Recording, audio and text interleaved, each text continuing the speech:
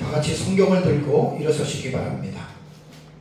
봉독해 드릴 하나님의 말씀은 요한계시록 우리 2장 1절에서 7절 말씀까지가 되겠습니다. 요한계시록 2장 1절에서 7절 말씀까지를 제가 봉독해 드리겠습니다. 이것은 하나님의 말씀입니다. 에베소 교회의 사자에게 편지하라. 오른손에 있는 7뼈를 붙잡고 7 금촛대 사이를 거니시는 이가 이르시되, 내가 내 행위와 수고와 내 인내를 알고 또 악한 자들을 용납하지 아니한 것과 자칭 사도라 하되 아닌 자들을 시험하여 그의 거짓된 것을 내가 드러낸 것과 또 내가 참고 내 이름을 위하여 견디고 게으르지 아니한 것을 아노라. 그러나 너를 책망할 것이 있나니 너의 처음 사랑을 버렸느니라. 그러므로 어디서 떨어졌는지를 생각하고 회개하여 처음 행위를 가지라. 만일 그리하지 아니하고 회개하지 아니하면 내가 네게 가서 그 네 촛대를 그 자리에서 옮기리라. 오직 내게 이것이 있으니 내가 니골라당의 행위를 미워하는도다. 나도 이것을 미워하노라. 귀 있는 자는 성령이 교회들에게 하시는 말씀을 들을지어다. 이기는 그에게는 내가 하나님의 낙원에 있는 생명나무의 열매를 주어 먹게 하리라. 아멘. 네, 앉으시기 바랍니다. 오전 예배 시간에는 요한계시록 2장과 3장에 나오는 7 교회에 대한 서론의 시간으로 7 교회를 어떻게 해석해야 하는지에 대해서 제가 아주 말씀을 드렸습니다. 몇 가지 해석 방법 가운데 가장 올바른 해석이라고 할 수 있는 것은 7 교회는 사도 요한 당시 소아시아도에 실제로 존재했던 역사적인 교회였다라고 하는 것을 우리는 분명하게 이제 보아야 합니다. 그러나 이제 거기서 끝나는 것이 아니고 그 7 교회는 그 당시의 교회의 상황만 말씀하신 것이 아니라는 것입니다. 그 초대교회부터 7 교회부터 시작해서 오늘에 이르기까지, 아니 예수님 재림하실 때까지 이 세상에 존재하는 모든 교회의 모습이 그 7 교회 안에 다 담겨져 있다. 참 놀라운 일입니다. 제가 이제 요한계시록을 깨닫고 7 교회를 깊이 연구하면서 내린 결론입니다.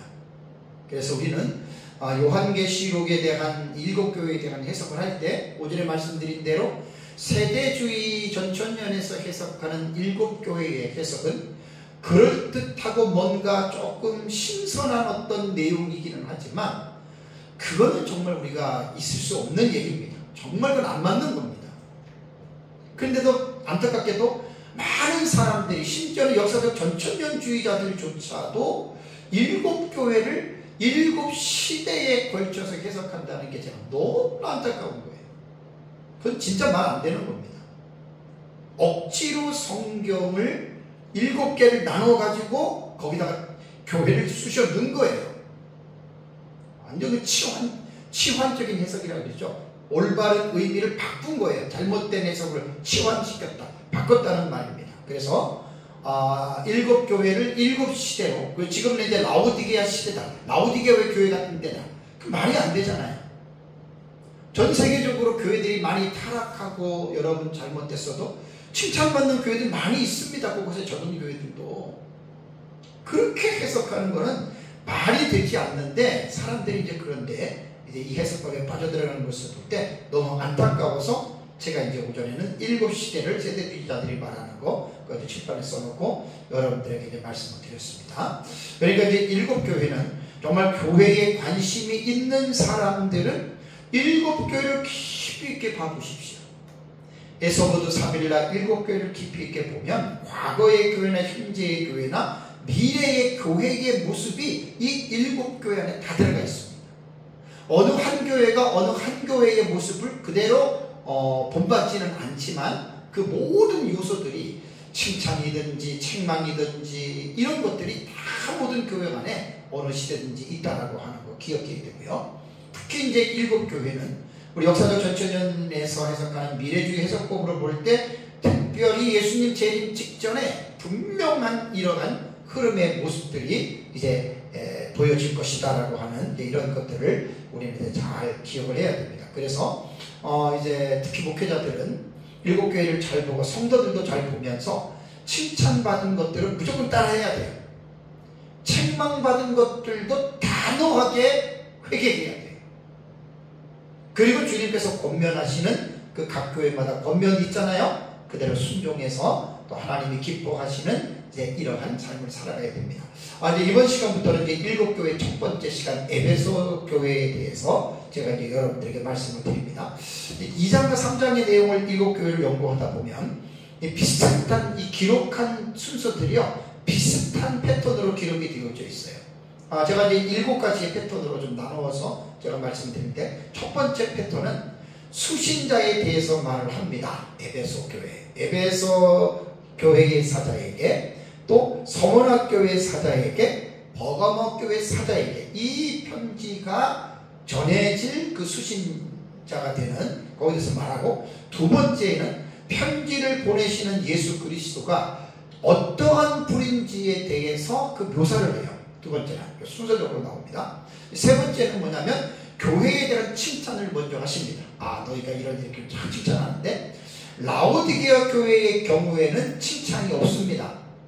아무리 봐도 라오디게아는 칭찬이 없습니다. 다섯 번째 4대 교회도 칭찬이 없다고 하는데 있습니다. 그 흰옷 입은 사람들이 너희들 가운데 몇 명, 살았다고 하는 이름은 가졌으나 죽었지만 그래도 그 가운데 몇 명이다. 그건 칭찬이 되기 때문에 칭찬에 대해서 없는 교회는 하나, 라오디게아 교회밖에 없고요. 다음에 이제 네 번째가 곧 이어서 나오는 부분이 뭐냐면 책망하는 부분이 나옵니다. 너희들이 잘못된 것이 이렇고 책망을 하는데, 서머나 교회와 빌라델피아 교회는 책망이 하나도 없습니다. 그러니까 지상에 있는 모든 교회들이 서머나와 빌라델피아 교회 같은 로망을 갖고 있어야 되는 거예요. 물론 완전한 교회는 있을 수가 없죠. 그냥 7교회를 보면 이렇게 나옵니다. 다섯 번째는 책망한 다음에 반드시 회개하고 돌이키라는 주님의 권면이 나옵니다. 어떤 때는 강력한 권면을 합니다. 회개하지 않으면 침상에서 아주 그냥 조아데라 교회인가요? 침상에서 아주 침상에 던질 터이요. 이렇게 무서운 또 그런 내용들도 나옵니다. 다음에 이제 여섯 번째는 귀 있는 자는 성령이 교회들에게 하시는 말씀을 들을지어다라고 명령법으로 기록되어 있고요.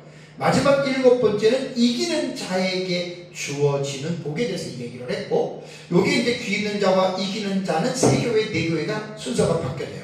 그러나 이렇게만 여러분들이 이해하시면 됩니다. 자, 이번 시간에는 7교회 가운데 첫 번째 등장하는 에베소 교회에 대해서 말씀을 드리겠습니다. 자, 2장 1절을 보면 에베소 교회 사자에게 편지하라라는 말이 나오죠. 그죠?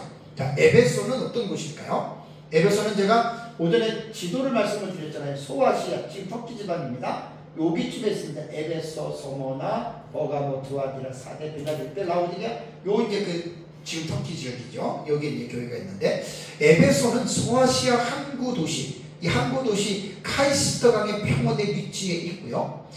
이오니아의 수도이며 당대 문화와 문명의 중심지였다고 합니다. 그래서 에베소는 시리아 안디옥과 이집트 알렉산드리아와 함께 지중해 동쪽에서 세계의 큰 도시 중에 하나로 아시아의 로마 식민지의 중심지였다라고 하는 아주 중요한 도시죠. 사회 문화적인 면으로 볼 때는 요한 당시의 소아시아 지방의 수도는 버가모였지만 실상은 에베소가 소아시아 지방의 정치적, 경제적인 수도의 역할을 했다고 해요. 종교적인 면으로 볼 때 세계의 7대 불가사의 중 하나인 아데미 여신상이 있는 곳이 바로 에베소입니다. 이 신전의 규모가 얼마나 크냐면 대리석 기둥이 120개나 될 정도로 이 에베소의 이 신전이 되게 컸고요. 이 신전에는 한때 수천의 남녀 사제들이 이 신전에서 종사했다고 해요. 그래서 이곳에서 AD 29년에 티베리우스 황제 이후 로마와 로마의 지배자인 황제를 경배하기 위한 신전이 이 에베소에 세워졌고, 이곳이 황제 예배의 중심지가 되었다라고 이야기를 합니다. 에베소 교회 약사에 대해서 말씀을 드리면 기원 후 1세기의 에베소는 기독교인들에게 아주 중요한 도시였다고 합니다. AD 37년에서 42년 사이에 사도들이 예루살렘에서 추방을 당하면서 복음이 땅끝을 향하게 되었죠. 그래서 사도 바울이 2차 전도 여행 시에 에베소에 들려서 전도를 합니다. 이게 사도행전 18장 19절에서 21절입니다. 그러니까 바울이 2차 전도 여행 때에 에베소에서 전도를 했고, 그 다음에 3차 전도 여행 때에 에베소 교회를 설립을 합니다. 그래서 오전에는 제가 바울이 2차 전도 여행이 안디옥에서 출발해가지고 이렇게 돌아가죠. 이렇게 돌아갔다가 이제 그리스 쪽으로 들어갔다가 고린도에서 에베소로 상륙을 해서 여기서 복음을 전하고 이제 가이사랴 쪽으로 내려갔죠. 3차 전도 여행 때 여기를 다시 들려요. 그래서 에베소에 바울이 교회를 3차 전도 여행 때 설립을 했습니다. 자, 바울이 에베소에서 이제 보면은 이제 사도행전 19장 1절에서 20절을 보면은요, 에베소에서 바울이 몇 년을 머문 줄 아세요? 2년을 머물렀습니다. 길게 머문 거예요. 2년을 머무르면서 하나님 나라의 복음을 전할 때 많은 이적이 이제 따르기도 했어요. 그러고 나서 이제 3차 전도 여행을 이제 바울이 이제 그 전도 여행을 마치고 돌아오는 길에 밀레도 지방에 이르러서 거기서 에베소 장로들을 청하지요. 기억나시죠? 사도행전 20장에 에베소 장로들을 청해서 내가 어떻게 너희에게 복음을 전하였는지에 대해서 바울이 설명을 합니다. 사도 바울 이후에 사도 요한이 에베소에서 오랫동안 목회를 했습니다. 그리고 이제 디모데, 아글라와 브리스겔라, 아볼로, 두기고 등이 이 에베소 지역에서 목회를 담당했다라고 말을 합니다. 그러니까 아주 우리가 귀에 익은 이러한 이제 초대교회의 그 사도들이 또 제자들이 거기서 교회를 담임했다라고 하는 것 우리는 이제 알 수가 있습니다. 그리고 이제 그 폴리갑 있잖아요. 폴리갑, 사도 요한의 제자 폴리갑도 이 에베소 교회에서 사역을 했다라는 말이 있습니다. 그래서 이제 이 에베소는요, 사도 요한이 에베소 교회에 있을 때 요한복음과 그 다음에 요한 1, 2, 3서의 서신을 에베소에서 썼다 그러죠. 그러면서 이제 사도 요한은 밤모섬에 유배되어 요한계시록의 계시를 받아서 다시 이제 에베소 교회로 이게 보내는 이제 그런 내용입니다. 자, 오늘 1절에 보면 교회의 사자 그랬잖아요. 그죠? 에베소 교회 사자에게 편지한다. 여기서 사자는 헬라어로 안겔로스라고 하는 단어인데요. 이것은 천사로도 번역이 되고 혹은 메신저인 사자로도 번역이 됩니다. 그러니까 하늘의 천사라도 볼 수가 있고 교회에서 말씀을 전하는 사역자들로 말하는데, 보편적으로 해석할 때 여기에서 에베소 사자라고 말할 때는 주님이 자신을 대신하여 하나님의 교회에서 목양을 감당하는 종들을 말을 합니다. 그래서 요한계시록을 보면 교회의 사자들에게 주시려고, 곧 목회자들을 말합니다. 천사가 아닙니다. 목회자들에게 이 계시의 말씀을 주시려고 천사를 통해서 주셨다라는 말입니다. 자, 그럼 에베소 교회에 나타나신 예수 그리스도를 어떤 분으로 묘사하느냐? 1절을 보니까 7별을 붙잡고 7 금촛대 사이를 거니시는 이가 이르시되, 그러니까 주님 예수 그리스도를 말하는데, 예수 그리스도를, 에베소에 나타난 예수 그리스도를 어떻게 묘사하냐면 오른손에 7별을 붙잡고 7 금촛대 사이를 거니시는 분이시다. 그래서 7교회를 통해서 우리는 예수 그리스도가 어떠한 분인지에 대해서 교회마다 그 예수님의 특성을 말을 하고 있는데요.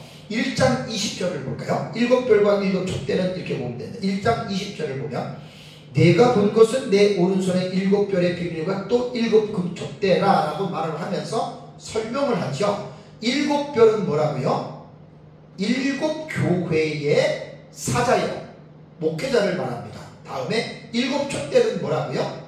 7 교회다. 1장 20절에 주석까지 합니다. 설명까지. 그래서 오른손에 7별을 붙잡고 라고 하는 말은 주님께서 자기가 세운 사역자들, 오늘로 말하면 목회자들입니다. 그러니까 목회자는 아무나 되는 게 아닙니다. 되고 싶어 되는 게 아니라 하나님으로부터 소명, 콜링을 받고 그 콜링을 받은 자가 사명을 받는 거예요.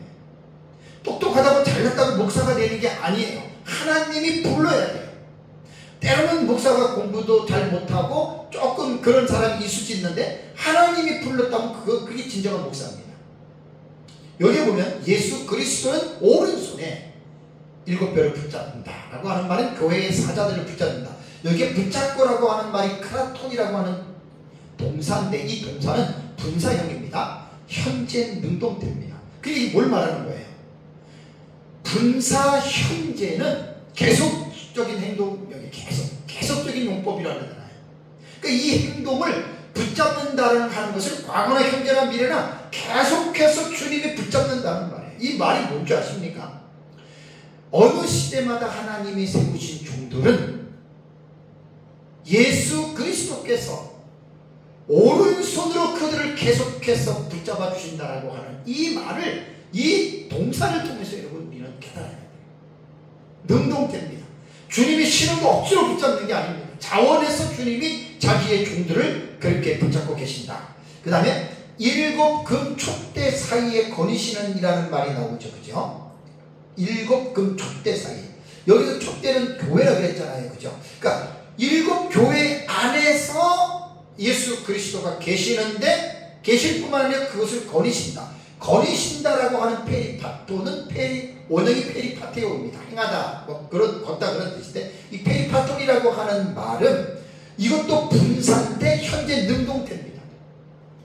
그런데 이것 통해서 우리는 뭘 알아야 되냐면 예수 그리스도는 자신이 세운 그 교회를 인재하시고 그 교회에서 거니신다라고 하는 활동하시는 것이 쉬지 않고 과거나 현재나 미래나 계속해서 분사 현재 능동태니까 그분이 자원하는 마음으로 자신이 피로 값주고 세우신 교회를 계속해서 그분이 거닐고 계신다. 또 종들을 붙잡고 계신다라는 말입니다. 그래서 우리는 교회가 이단과 사이비는 주님이 거하시는 교회가 아니에요. 그러니까 이단이죠. 여러분 신천지에 주님이 거하십니까? 그럼 왜 이단이라고 하겠어요? 망명중앙교회나 베레아교회 같은데 거기 주님이 거하시는 곳이 아니에요. 왜? 거기는 잘못된 교회이기 때문에 그렇습니다. 다음에 이제 에베소교회를 향한 칭찬을 보겠습니다. 2절과 3절을 볼까요? 자, 2절과 3절을 보면은 내가 내 행위와 수고와 내 인내를 알고 또 악한 자들을 용납하지 아니한 것과 자칭 사도라 하되 아닌 자를 시험하여 그의 거짓된 것을 내가 드러낸 것. 2절에 나오죠. 이거 지금 칭찬한 거예요. 이 칭찬했다라고 하는 말은 뭐냐면 에베소 교회가 이랬다는 거예요. 그래서 주님이 볼 때는 너무나 잘해서 주님이 칭찬을 했습니다. 자, 여기서 보면은 에베소 교회에 편지하신 주님은 내가 내 행위와 수고 인내를 알고라는 말이 나오죠. 그죠? 여기에 알고라고 하는 이 말은요, 알고라고 하는 이 말은 오이다라고 하는 말인데 이건 그냥 아는 게 아니에요. 분명하고 절대적인 지식입니다. 확실하게 안다는 말입니다. 주님이 뭘 모르겠어요? 하나님이신데 우리의 마음과 생각과 모든 것들을 다 알고 계시는데, 그러니까 이 절대적인 알미예요. 이것은. 그래서 예수님께서 이제 에베소 교회를 통해서 아는데 무엇을 아느냐? 그들의 행위, 수고, 인내. 2절에 이 세 가지가 나오죠. 그죠? 여기서 이제 행위와 수고와 인내를 각각 별개로 해석하는 방법이 있고, 또 하나는 행위 뒤에 나오는 두 개의 명사가 나오죠. 수고와 인내를 부연으로 해석하는 방법이 있습니다. 그러니까 내가 너희 행위를 안다. 즉 너의 행위가 이제 수고와 인내의 행위다. 이렇게 말하는데 이렇게 보는 경우가 부연으로 보는 경우도 있고, 그냥 행위는 행위, 수고는 수고, 인내는 인내 이렇게 따로 보는데 제가 볼 때는 두 가지 해석법 다 좋습니다. 저는 세 개로 갈라서 말을 한다면, 자, 행위라고 하는 말이에요. 행위라고 하는 말은 에르가라고 하는 이 단어는 말 그대로 그들이 살아가는 삶의 움직임을 묘사한 거예요. 그러니까 여기에서 예수님께서 에베소 교회에 칭찬할 때 내가 너희들의 행위를 안다, 너희가 어떻게 사는지를 안다라고 하는 이 말은 다 단순한 어떤 율법과 도덕적으로 말미암는 그런 행위가 아니고요. 이들은 예수 그리스도를 믿고 믿음으로 말미암는, 성령으로 말미암는 행위의 삶을, 그것을 지금 예수님이 말하는 겁니다. 그래서 에베소 본문, 교회 본문 안에는 7가지가 이 구체적으로 이들의 행위를 이제 이렇게 세분화해서 또 이렇게 말을 했습니다.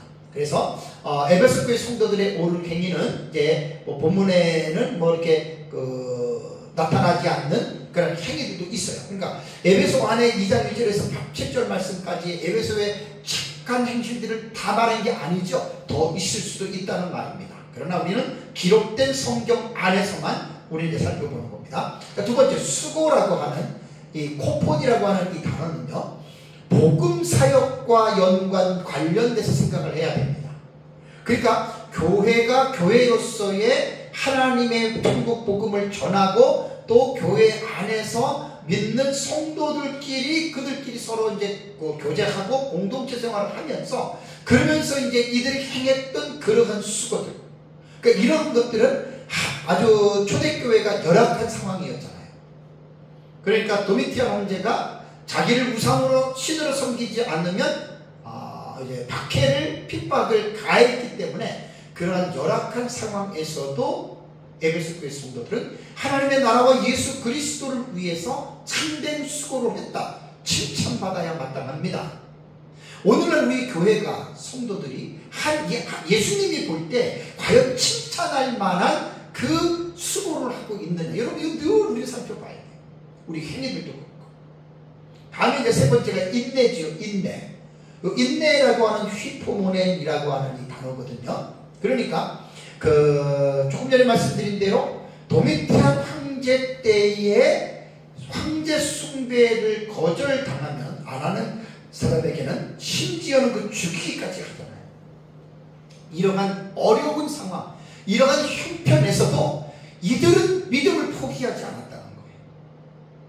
자칫 잘못하면 자기가 죽는데 나 예수 안 믿어 이럴 텐데 그 믿음을 포기하지 않고 끝까지 이 믿음, 예수 믿는 이 믿음을 버리지 않고 이들이 살아갔다라고 하는 거, 여러분 당연히 칭찬받을 만한 일이죠.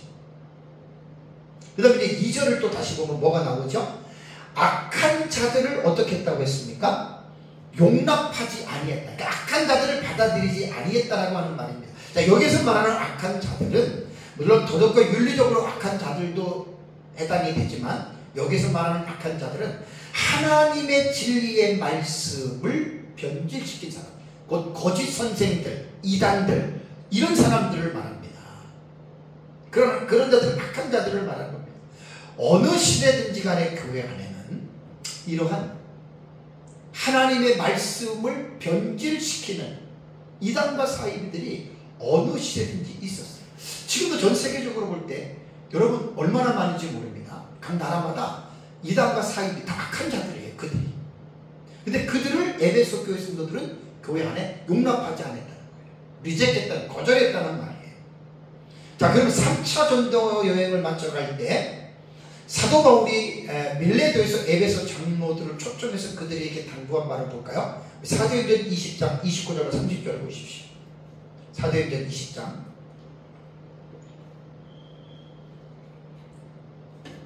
아까 말씀드렸죠. 사도 바울이 3차 전도 여행 때 밀레도에서 에베소 장로들을 초청해서 말하는 겁니다. 30절 29절 볼까요? 바울이 이제 에베소 장로들이 이런 말을 합니다. 내가 떠난 후에 사나운 이리가 여러분들에게 들어와서 그 양떼를 아끼지 아니하니, 이 말은 뭐냐면 3차 전도 여행을 마치고 지금 바울이 귀국하잖아요. 돌아가잖아요. 떠난 후에 사나운 이리가 너희들에게 와서 양떼를 아끼지 아니하며, 또 30절에 또한 여러분 중에서도, 그 장로들 중에서도 제자들을 끌어 자기를 따르게 하려고 어그러진 말을 하는 사람들이 일어날 줄을 내가 아노라. 바울이 지금 미리 예언한 겁니다. 사도 바울 이후 수십 년이 지난, 약 반세기 정도가 지난 후에 사도 요한 당시에도 마찬가지였죠.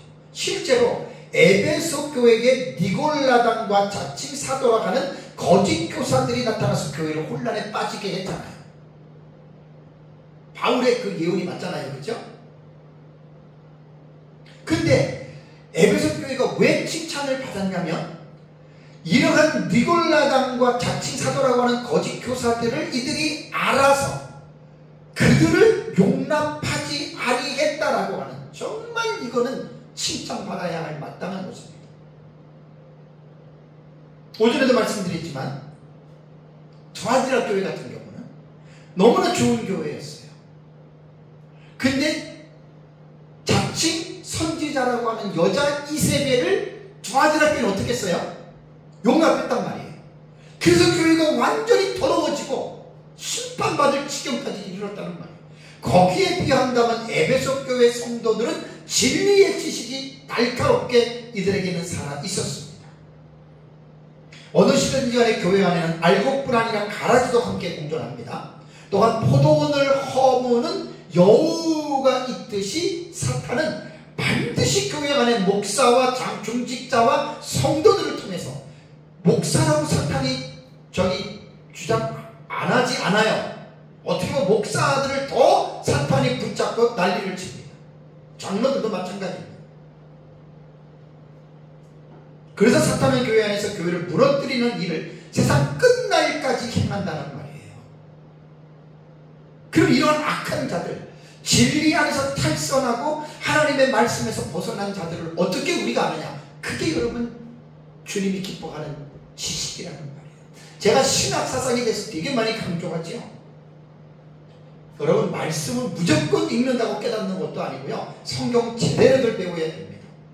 그렇듯 신학 안에서 성경을 보면 이상하게 여러분 해석을 합니다. 지금 제가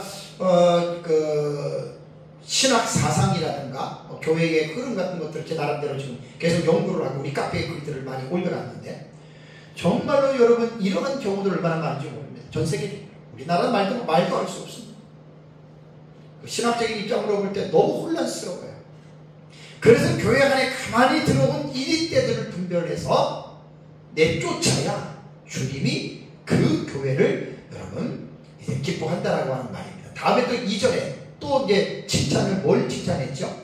자칭 사도라 하되 아닌 자들을 시험하여 그 거짓된 것들을 드러낸 것과, 사도라고 하는 이 아포스톨로스라고 하는 말은 뭐냐면 예수 그리스도로부터 보냄을 받은 자, 그러니까 이제 교회 안에 지도자들을 말합니다.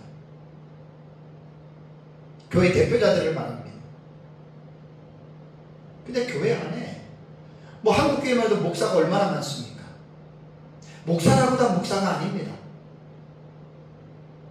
신학도 제대로 하지 않고 너무 심각합니다. 한국교회는 무인가 신학교라고 다 나쁜 건 아닌데 이 무인가 신학교들이 문제지. 자격도 되지도 않는, 학문적인 자격도 따지지도 않고, 또 공부도 제대로 시키지도 않고, 심지어는 수개월 만에 돈 몇백만 원 받고 목사 안수 주고 그 자기 교단 교생 키우고. 한국교회 타락의 원인은 그게 얼마나 일조를 하는지 모릅니다. 신학교 문제. 그러니까 이제 목사라고 해서 무조건 다 믿어서는 안 됩니다. 신학도 제대로 안 했다고 하는 말은 뭐냐면 혼란스러운 사람들입니다. 별의별 사기꾼 같은 목사도 많고 무당 같은 목사들도 너무 많아요. 한국교회. 그런 사람들 다 조사해보면 신학이 제대로 한 사람들이 아닙니다. 그래서 교회 안에 가만히 들어와서 교회를 어지럽히는, 그래서 에베소 교회는 거짓 사도들, 목사다라고 했는데 거짓 목사들이거든요. 사이비 목사들이거든요. 제대로 성경도 모르고 신학도 제대로 안 하고 그들을 드러낸 거예요. 그래서 그들을 내쫓았다는 말입니다. 너무너무 지금 한국교회 보면 심각하고요.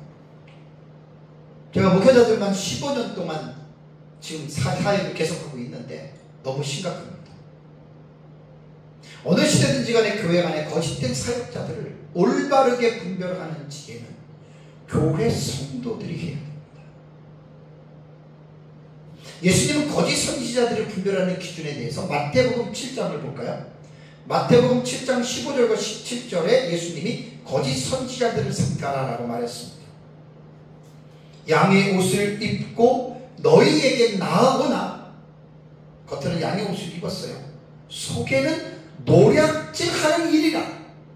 이리가 양의 옷을 입고 성도들에게 나와서 양처럼 하는데 그 본질은 이리라는 거예요. 성도들을 해하는 거예요. 성도들에게 사기치고 성도들에게 거짓말하고 성도들에게 피해를 끼치는, 이단과 사기들이 다 그렇잖아요.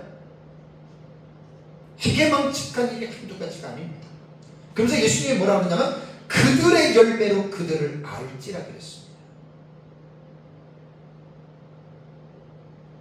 가시나무에서 포도를 또는 엉겅퀴에서 무화과를 따겠느냐?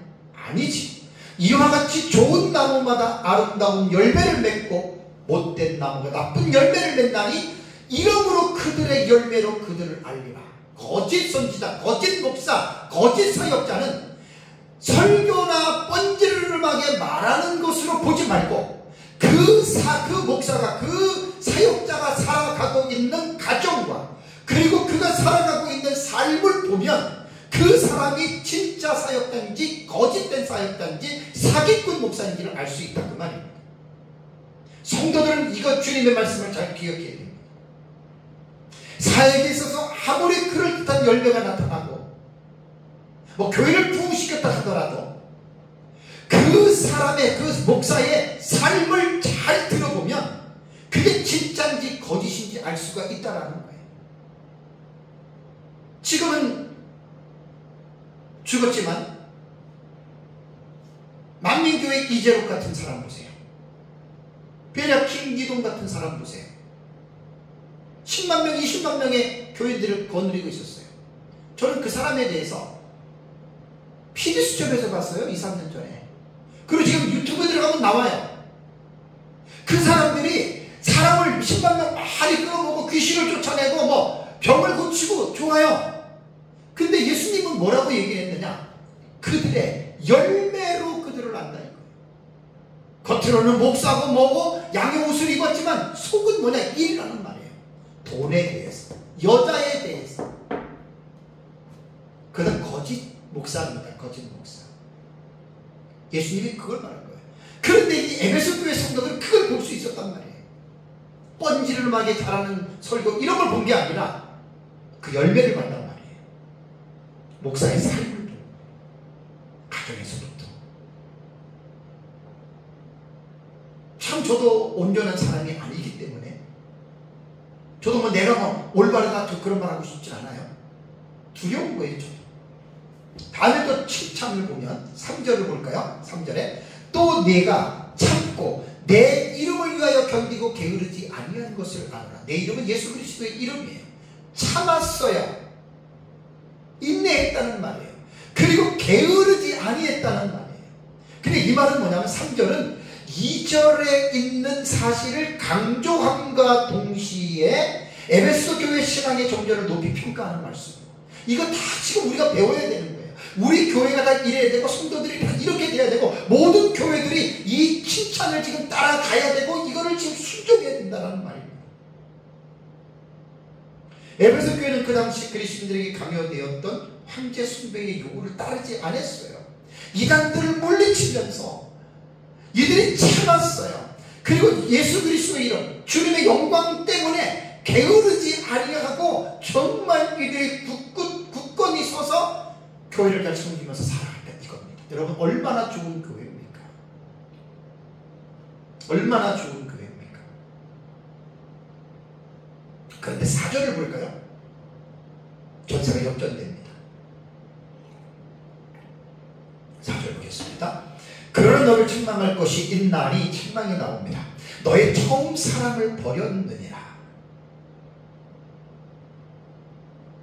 책망을 받지 않는 교회가 성모나 빌라델피아에 책망 안 받았어요. 단 한마디의 칭찬을 받지 못한 교회 라오디게아 교회입니다. 에베소 교회는 칭찬을 정말 너무 좋은 교회죠. 근데 책망을 받습니다. 너의 처음 사랑을 버렸느니라. 처음 사랑.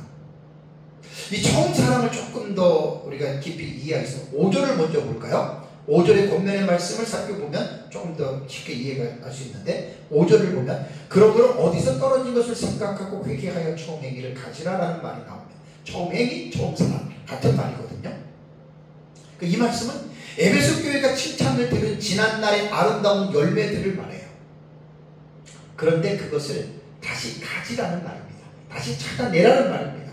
이 말씀은 그들이 들은 칭찬은 이미 과거에 있었던 칭찬입니다. 현재는 이 사랑이 없다는 거예요. 전에는 과거에는 이 사랑을 갖고 있었는데 그 사랑이 충만했는데 지금에 와서는 이 처음 사랑을 버렸단 말이에요. 그들이. 처음 사랑을 이렇게 생각하면 됩니다. 우리가 다 전에는 우리가 예수 그리스도를 알지 못하고 내 마음이 원하는 대로 내 뜻대로 살았잖아요. 하나님도 없었고 아무것도 없이 우리 마음대로 살았잖아요. 그러다 우리가 복음을 듣고 예수 그리스도를 믿었어요. 예수님은 하나님을 인격적으로 만나고 우리 어떻게 됐어요? 그거는 받은 자 외에는 몰라요. 구원의 확신을 받은 자 외에는 구원받지 않는 사람은 아무리 말해도 몰라요. 자, 그 처음에 주님을 만났을 때 사람마다 다르지만 분명한 것은 죄인이라고 하는 사실을 깨달은 것과 예수 그리스도께서 내 죄를 대신해서 십자가에 죽었다라고 하는 이 고백은 분명하게 합니다. 구원받은 사람들은. 그러면 이게 확실하게 그 자기 안에 있었던 사람들은 이게 주님을 대한 하나님에 대한 사랑이 시작이 된 거예요. 나 같은 죄인 살리신 주 은혜의 고마워, 주 은혜 놀라워. 그러면서 나를 살리신 그분 앞에 그분 뜻대로 살려고 이제 발버둥을 치고 죄를 미워하고 욕심을 버리고 남을 사랑하고 남을 도와주려고 그러고 하나님을 기쁘시게 하는 이게 처음 사랑이에요. 목사님 나는 예수를 믿었는데 이런 적이 없는데 그 아직 예수를 제대로 믿은 게 아니에요. 그 구원받은 사람 아니에요. 그래서 이 사랑은 성경이 말하는 사랑이 하나님을 향한 사랑과 사람을 향한 사랑 두 가지를 말합니다. 구원받은 사람은 하나님을 사랑하고 사람을 사랑하는 완전하지는 않지만 이 두 가지의 방향의 삶을 여러분 살아가게 됩니다. 이렇게 살다가 시간이 지나면서 자기들도 모르게 이 처음 사랑을 버렸단 말이에요. 처음 사랑을 버렸단 말이에요. 왜 그랬을까요? 그래서 5절을 보십시오. 5절. 그러므로 어디서 떨어졌는지를 생각하고 회개하여 처음 행위를 가지라. 권면한 거예요, 주님이. 만일 걸어가지 아니하고 회개하지 아니하면 내가 내게 와서 내 족대를 그 자리에서 옮기리라라는 말입니다. 그래서 에베소 교회는 처음 사랑을 버렸기 때문에 이 처음 사랑을 회복하는 것들은 먼저 어디서 떨어졌는지를 생각해 보라는 말입니다. 내가 언제부터 이랬지? 우리 모를 때가 있잖아요. 그럼 과거부터 잘 더듬어 올라가다 보면 내가 맞아 몇 년 전에 언제부터 내가 좀 그래 이제 이런 것들이 이제 잡힐 수 있다라고 하는 말입니다. 여기에 보면은 생각하고라고 하는 말이 있잖아요, 그죠? 이 동사가 무네모니오라고 하는 이 동사 기억하다라고 하는 뜻이거든요. 요게 명령 현재 능동태입니다. 제가 이제 그 헬라어 이제 히브리어도 할 때 뭐 히브리어 구약성경 할 때 말하지만 이 동사가요, 여러분. 법, 시제, 태, 성, 수, 격. 요 6가지를 꼭 기억해요. 직설법, 명령법, 희구법, 이제 분사라든가 이게 동사가 이렇게 이제 또 분사로도 바뀌고 또 부정사로도 그렇게 되거든요. 그런데 시제는 이제 과거, 현재, 미래, 태는 수동태, 능동태, 중간태, 남성과 여성, 단수, 복수, 뭐 주격, 뭐 목적격 이런 것들이 쭉 나와요. 헬라어 동사는 반드시 이 부분을 짚고 넘어가야 됩니다. 제가 원어멘토한테 배울 때 이 부분을 갖고 은혜를 너무 많이 받았어요. 제가 왜 이게 현재 능동태 명령형이거든요. 근데 제가 법의 얘기를 할 때는 뭘 말씀드렸어요? 그때 이게 중요합니다. 직설법에는 시제가 통용이 돼요. 과거, 현재, 미래 말 그대로. 직설법 외에 다른 법들은 시제가 상관이 없다 그래요. 그럼 직설법이 아닌 다른 법에서 과거나 현재라든 이 시제가 나오면 그것은 부정시상이라고 하거든요. 부정시상을 아오리스트라 그래요. 이건 꼭 성도들도 알아야 됩니다. 아오리스트.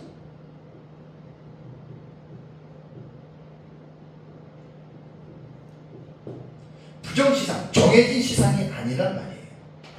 그러니까 이건 뭐다 딱 이렇게 되어 있는데 뭐라고 딱 정해지지 않은 건데, 요거는 이제 그 법과 시대를 보면은 요즘 웬만한 소프트웨어 프로그램에 이 파생이 100% 다 돼 있거든요. 저도 이제 그거 보고 하는 거예요. 근데 이제 그 법을 알아야 돼요. 요거는 이제 명령형에는 시제가 사용되지 않는다 그랬죠. 과거에 그런 중요하잖아요. 그 이거 보면 명령형 현재로 나옵니다. 이런 거는 뭐냐면 부정시상은 아오리스트는 두 가지죠. 뭐와 뭐로 해석하라고요? 단회적 아니면 단호함으로 해석해라. 이거 지금 되게 많이 나옵니다. 그 뒤에 다 이거예요.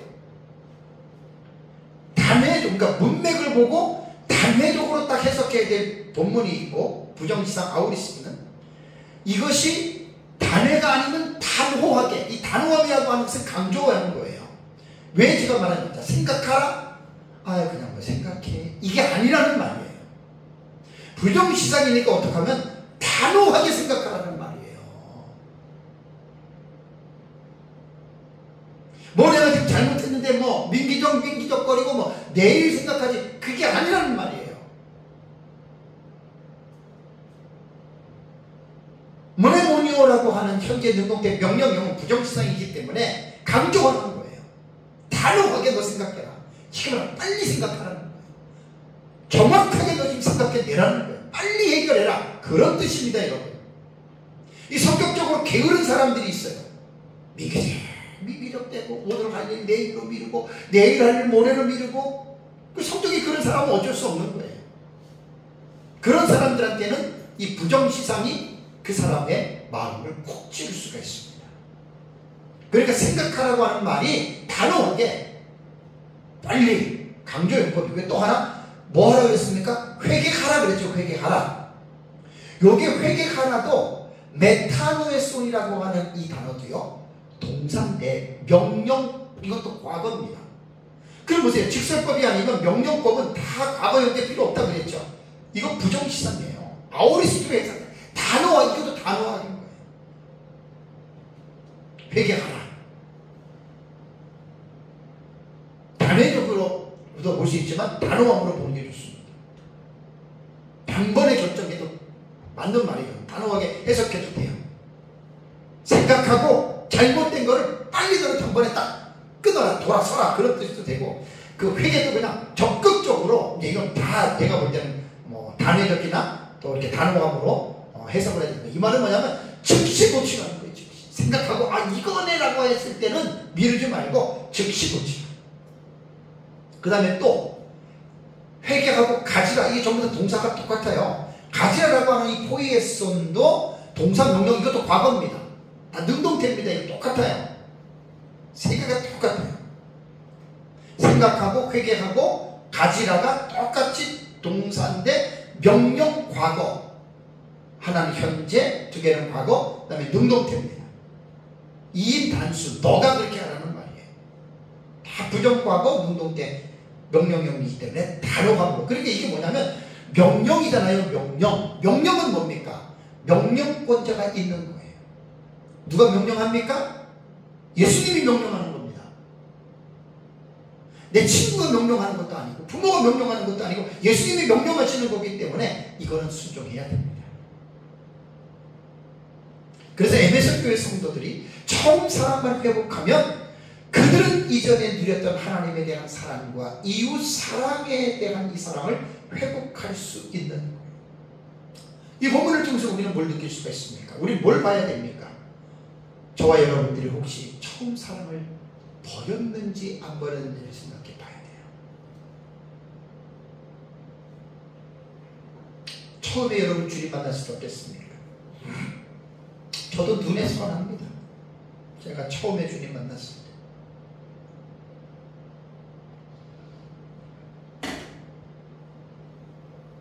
처음 사랑을 버리지 않았습니까? 우리가 그렇다면 어디서 떨어졌는지를 생각하고 그 다음에 회개하고 처음 행위를 가지는 것, 다 부정지상이에요. 단호함으로 해석하는 게 좋습니다. 첫사랑 회복해야 됩니다. 자, 다음에 이제 5절을 보시면 주님의 경종이 있습니다. 경종, 겉면에서 이제 경종을 합니다. 어떤 경종을 내리냐면 5절에 만일 그러지 아니하고 회개치 아니하면 내가 네게 임하여 내 촛대를 그 자리에서 옮기리라고 하는 아주 따가운 경종을 지금 주님이 하셨습니다. 회개는 복이 따르지만 회개치 아니할 때는 무서운 징계가 따른다. 여러분 꼭 기억하십시오. 왜 회개하지 않으면 징계가 따르는 줄 아십니까? 징계를 통해서라도 하나님이 그 사람을 끝까지 회개하기를 원하시는 거예요. 이게 하나님의 사랑입니다. 에베소 교회가 회개치 아니하면 이 주님의 말씀을 계속 이렇게 하는데도 회개하지 않으면 어떤 징계를 내리느냐? 내 촛대를 그 자리에서 옮겨버린다라는 말입니다.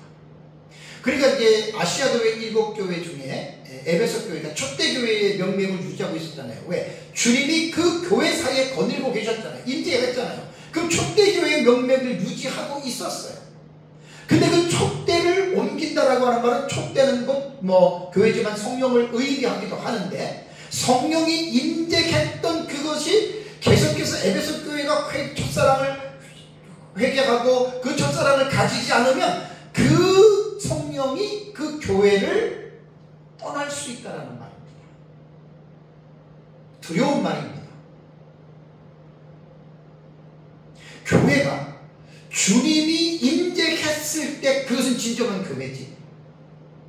주님이 임재하셨던 그 교회를 떠나게 되면 그건 진정한 교회가 아닙니다. 사람들의 모이는 그 공동체. 몇 명이든지 상관없습니다. 우리 가운데에 그 주님이 임재해 있다면 그것이 진정한 교회고, 모임 가운데에 주님이 없다? 그건 교회가 아닙니다. 성령이 떠난 교회는 세속적인 교회가 되겠죠. 계시록에서는 이제 그게 음녀교회로 봅니다. 음녀교회. 진리에서 변질된 교회로 말하죠. 자, 다음에 이제 6절을 보시면 다시 칭찬하는 내용이 나오더라고요. 6절에 한번 볼까요? 오직 내게 이것이 있으니 내가 니골라당의 행위를 미워하는도다. 나도 이것을 미워하노라. 예수님이 미워하는 것 우리도 미워해야죠. 예수님이 좋아하는 것 우리도 좋아해야죠. 근데 에베소 교회 성도들이 니골라당의 행위를 교회 안에서 미워했습니다. 어떻게 보면 에베소 교회는요, 하나님의 진리의 말씀에 아주 올바르게 서 있던 교회였습니다. 정말 진리의 말씀에 올바르게 서 있었기 때문에 악한 자들을 용납하지 않았고 자칭 사도라되 거짓된 자들을 드러내서 내쫓았습니다. 아주 말씀에 올바르게 서 있는 교회. 그럼에도 불구하고 처음 사랑을 버렸다. 참 이게 인간의 한계인 것 같아요. 여기 니골라당이라고 하는 말은요, 니콜라이테스라고 하는 이 단어인데, 니골라당은 요한계시록 2장 6절과 15절에만 딱 나옵니다. 요한계시록 2장 6절과 그 다음에 15절에 딱 나옵니다. 이거는 뭐냐면 니골라당은요, 주님께서 미혹하시는 교리를 주장하던 그 당시에 이단에 빠진 사람들입니다. 초대교부 이레네우스는 그들이 초대 예루살렘 교회를 섬기도록 선택된 집사 중에 한 명인 사도행전 6장 5절에 안디옥의 니골라를 따르는 자들이라고 말을 했고요. 그러면서 이 니골라를 따르는 이들은 참 기독교 교회를 흔들어 놓은 무리이며 방종 중에 살았다라고 이제 이레네우스는 말을 했습니다. 자, 그럼 니골라당의 교훈은 어떻게 보면 되냐면 초대교회 당시에 가장 교회 안에 신투했던 대표적인 이단이 누구라고 그랬죠? 초대교회 당시에 영지주의입니다. 헬라의 이원론 사상을 받아들인 그노스틱이라고도 하고 노스틱이라고도 하는 그 영지주의입니다. 영지주의. 이 영지주의는요, 오늘날 구원파가 이 이원론 사상에 빠져 있는 거예요. 자, 이들의 주장은 늘 말씀드리지만 이런 겁니다. 인간의 육신은 근본적으로 악한 것이다. 그러니까 육신은 더럽고 추한 것이고 반면에 영혼은 옳은 것이다. 좋은 것이다. 그래서 이 이원론에 빠지게 되잖아요. 그러면 육체적으로 하는 거는 다 더러운 거예요. 다 잘못돼요. 심지어는 부부 간의 성적인 관계하는 것도 이게 더러운 거예요. 이런 식으로까지 막 간다는 말입니다. 영혼만 소중한 거예요. 영혼만 중요한 거예요. 그래서 이 사람들은 뭐까지 얘기를 하냐면, 예를 들어서 우리가 죄를 졌다. 그러면 뭐가 죄를 진 거예요? 몸이 죄를 진 거예요. 몸이 죄를 진 거기 때문에 그거는 또 죄로 치지도 않아요. 그리고 그는 내 영혼이 죄를 진 게 아니라 육체가 죄를 진 거기 때문에 그거 괜찮다. 회개할 필요가 없다. 이게 구원파 교리입니다. 그러니까 이러한 니골라당의 교리는 학자들이 이렇게 주석해 놓은 것 보면은 영지주의 이원론으로 보는 게 가장 옳을 것 같아요. 정말 교회는 하나님의 진리의 말씀을 올바르게 목회자는 성도들에게 가르쳐서 그 신학을 제대로 가르치는 성도들에게 하나님 말씀 배우는 게 신학이에요. 제대로 배워서 교회 안에 이상한 사상을 가진 사람들이 수도 없이 들어와 있고 너무나 한국교회 혼란합니다. 그것들을 에베소 교회 성도들처럼 말씀 편에 딱 서가지고 정확하게 구분할 수 있어야 돼요. 신비주의자들이 교회에는 얼마나 많습니까? 너무 많습니다. 너무 많습니다. 예수님은 진리에 대해서 매우 엄격하십니다. 진리가 타락하면 교회가 타락하는 것입니다. 그래서 에베소 교회에 대해서 예수님은 그들이 니골라당을 미워하는 것을 칭찬하셨다 그 말입니다. 다음에 이제 6번째는 7절을 보면은 귀 있는 자는 성령이 교회들에게 하시는 말씀을 들을지어다 이런 말이 나옵니다. 이 관용 문구는 7 교회의 마지막 서신서 마지막에 다 기술되어져 있습니다. 2장 11절, 17절, 29절, 3장 6절, 13절, 22절. 요게 이제 2장 7절이라고 해서 7군데가 7개 다 들어가 있습니다. 그리고 또 하나는 뭐가 들어가 있다 그랬죠? 이기는 자는 또 요게 들어가 있어요. 그래서 귀 있는 자는 성령의 교회들이 하신 말씀을 들을지어다. 이기는 자는 요 두 가지 관용 문구가 7 교회에 다 들어가는데 요 두 가지의 그 교훈의 위치를 보면은요, 앞에 세 교회에서 버가모 교회까지는요, 이기는 자에게 주어지는 약속 앞에 귀 있는 자는이 들어갔고, 뒤에 네 교회는 이기는 자에게 주어지는 약속 뒤에 귀 있는 자는 성령이 교회들에게 하시는 말씀을 들을지어다. 이렇게 지금 구성을 해놨습니다. 여기 이제 중요한 것은 동사 들을지어다 아쿠사테입니다. 아쿠사토라고 하는 이 동사는요, 명령법이고요, 과거 능동태입니다. 이건 아쿠라고 하는 듣다의 원형이 이거거든요. 그러니까 아쿠라고 하는 말은 듣다, 경청하다라고 하는, 깨닫다라고 하는 말인데 명령형이기 때문에 일단은 법이 명령형이잖아요. 누가 말을 합니까? 여러분 지금 여기서 성령이 말을 합니다. 그러니까 성령 하나님이 말을 할 때 귀 있는 자는 들으라는 거예요. 듣는다라고 하는 말이 이것도 부정시상 아우리스도 똑같아요. 지금 이거 이게 되게 많이 나와요 지금. 하나를 딱 알아두면 여러분들이 보면은 금방 이 의미를 동사가 뭐를 말하는지를 알 수가 있는 거예요. 이거는 단호함으로 해석하는 거예요. 듣는데 적당히 듣지 말고 확실하게 강조용법입니다. 부정시사는. 여기서 들으라고 하는 명령형은 두 가지 관점에서 생각해 볼 수가 있거든요. 첫째는 광의적으로 넓게 모든 그리스도인들이 들으라는 말입니다. 귀 있는 자는 성령의 교회들이 하시는 말씀. 왜? 성령의 말을 모든 그리스도인들이 들어야 된다는 말입니다. 두 번째는 협의적으로 좁은 면으로는 모든 그리스도인들 가운데 들을 게 있는 자를 한정해서 하는 말입니다. 저는 두 가지가 다 맞다고 봐요. 모든 그리스도인들하고 다 듣는 것은 아니에요. 들어야 함에도 불구하고 다 듣질 않아요. 그러니까 그 가운데서 들을 만한 자는 들으라도 이렇게 이 본문의 말씀을 여러분 보면 됩니다. 성령의 음성을 안 듣는 자들은요, 구약 성경에 예레미야서 6장 10절을 보면 이런 말이 있습니다. 내가 누구에게 말하면 누구에게 경책하여 듣게 하였고 그 귀가 할례를 받지 못하였으므로 듣지 못하는도다. 그러니까 하나님의 말씀을 하는데 이스라엘 백성이 안 들으면 예레미야는 뭐라고 얘기를 하냐면 귀가 할례를 안 받았다는 거예요. 그래서 못 듣는다는 거예요. 그러면서 보라, 여호와의 말씀을 그들이 자신들에게 욕으로 여기고 이를 즐겨하지 아니하나니. 귀가 할례를 안 받으면 하나님의 말씀을 즐거운 게 아니라 욕으로 받아들이고 즐거워하지 않는다는 얘기입니다.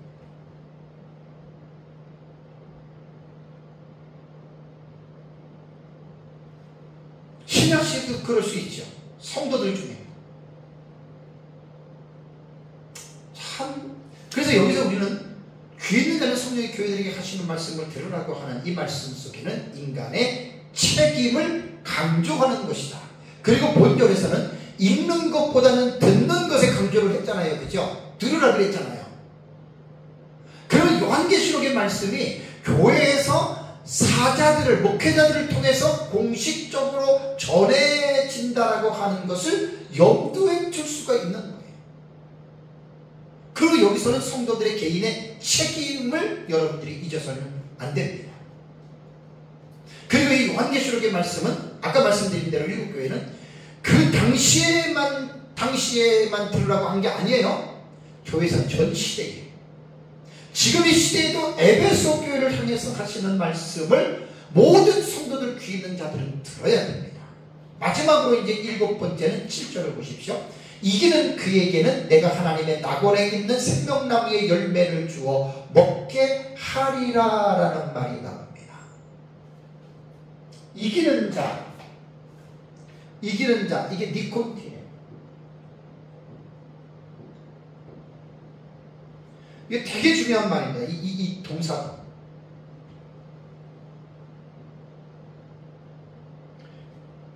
이 니콘틴은요, 니콘틴은 니카오 이기다라고 하는 이 동사인데 능동 현재 분사입니다.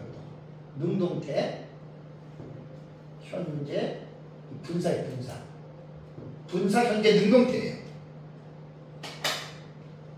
이런 것들이 되게 많이 나와요. 왜? 동사를 내가 좀 설명해 주는 거예요. 이 니콘티라고 하는 이 말은 뭐냐면 분사 현재니까 계속이에요. 계속.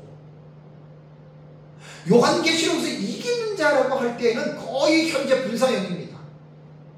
과거에도 현재 분사, 현재도 현재 분사고 미래에도 현재 분사입니다. 그러니까 계속 이거는 이기라는 말입니다. 능동태죠. 억지로 이기는 게 아니에요. 성령의 능력을 받아서 자원하는 마음으로 이것을 이기라는 말입니다. 그래서 이것은 인간의 책임을 강조하는 거예요. 구원은 인간의 책임하고 상관없이 100% 하나님의 은혜로 받지만 구원받은 사람들이 이 세상을 살아가는 것은 하나님의 은혜 속에서 인간의 책임을 우리는 배제할 수 없다라는 말입니다. 여기에 니콘티라고 하는, 니카오라고 하는, 이 이긴다라고 하는 말은요, 요한계시록에서 보면은 군사적인 용어잖아요. 그리스도와 사탄의 타협 없는 대결상을 묘사할 때 곧 사탄과의 싸움에서 지지 말고 이기라는 겁니다. 에베소 교회 성도들이 왜 이기는 자가 되어야 되느냐? 그들이 책망받은 게 처음 사랑을 버렸잖아요. 처음 사랑을 회복하지 않으면 그들은 지는 자가 되는 거예요. 그 처음 사랑을 그들이 이기는 자가 되려면 자기들이 버려버린 처음 사랑을 생각하고 회개하고 다시 그 행위를 가지면 그들이 이기는 자가 된다라고 하는 그러한 말입니다.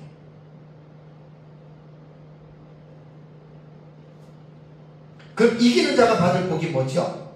이기는 자가 받을 복 7절의 마지막에 이기는 그에게는 내가 하나님의 낙원에 있는 생명나무의 열매를 주어 먹게 하리라 그랬습니다. 결론적으로 말하면 새 예루살렘 성에 들어간다 그 말입니다.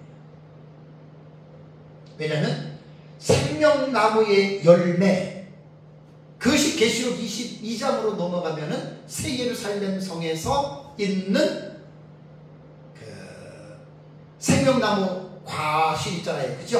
그걸 말하는 거예요. 자세한 내용 생각하고 여기서 말씀을 맺겠습니다. 사랑하는 성도 여러분, 이제 이번 시간부터 7교회에 대한 말씀이 들어갔는데 우리 교회가 모든 교회가 이 말씀을 바로 밑으로 삼고 거울로 삼고 칭찬은 받아들이고 책망은 또 받아들이면서 버리고 주님의 권면의 말씀을 잘 기억하고 우리가 늘 성령이 하시는 말씀을 듣고 그 다음에 치지 말고 이기는 삶을 살아가시기를 주님의 이름으로 축복합니다. 다 같이 기도하겠습니다.